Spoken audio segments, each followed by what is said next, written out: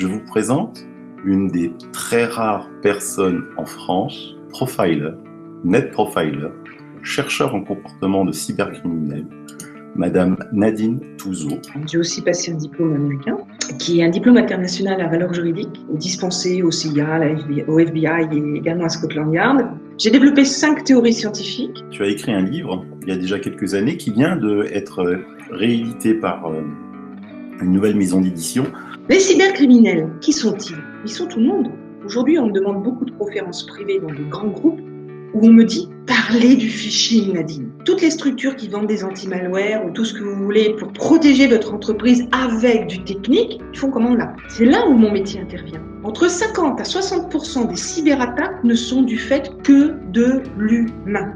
Alors pour information, un ransomware, quand vous êtes victime de ce genre de choses, ça sert à rien de payer. Des différenciations comportementales entre le réel et le virtuel. On est en plein dedans. Ah ben non, c'est pas possible, il habitait à côté de chez moi. J'aurais jamais cru qu'il était comme ça. Ah ben si. Le numérique et la protection des données.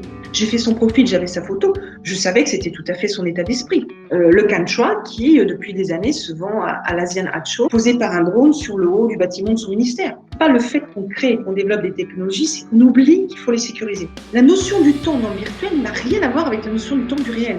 On transpose l'humain sur ces machines. Les détections faciales dans les aéroports. Quelqu'un qui va par exemple tuer une personne n'est pas forcément fiché.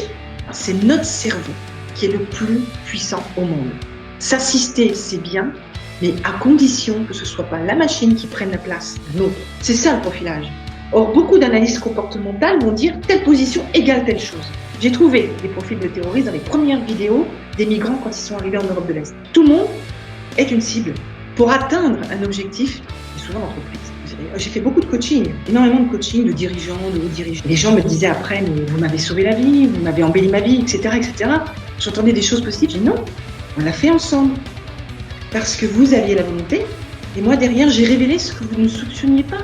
Positiver et développer ces troupes pour endiguer le RPS, les risques psychosociaux, pour endiguer les burn-out. Tout à l'heure, mais c'est ceux qui font les attaques les plus dangereuses, les plus sophistiquées. Quand je dis dangereux, ça veut dire sophistiqué. Mais c'est tout simple, c'est le recrutement la faille. J'ai fait des tests dans des endroits où c'est censé être super protégé, mais que ce soit la petite entreprise à la holding, hein. Mais même révéler les candidats, j'ai vu dans des...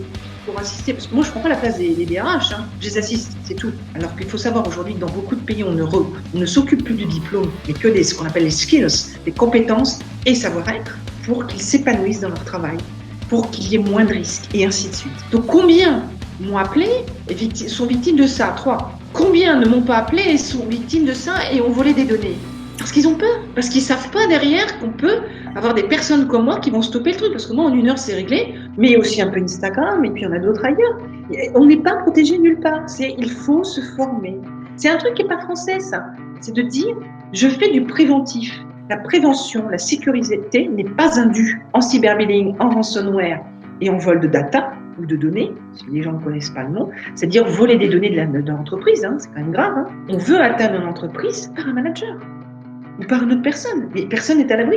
Et ça fonctionne, ça fait des années que je fais comme ça, et ça fonctionne très bien. Parce que si on ne se protège pas, les autres, ils vont surfer sur nos failles. Il a mis 3 ans pour essayer de trouver certaines choses. J'interviens dans le dossier, en quelques heures, c'était réglé.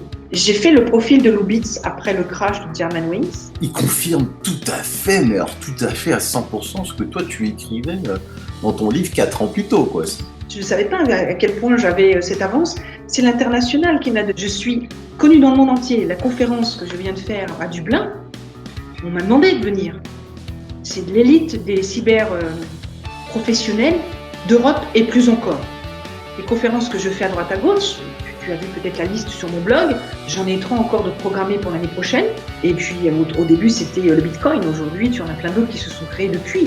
Et ça ne va faire qu'amplifier. Quelles sont les nouvelles d'Edward Snowden, comment il va? Une équipe extraordinaire avec des experts vraiment de haut niveau.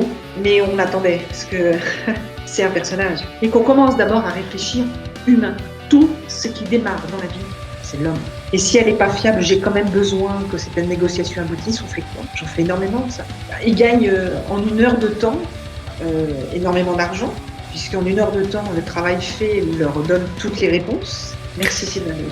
Mais de rien, et pour ceux qui veulent aller plus loin, achetez son livre, franchement, vous ne serez pas déçus.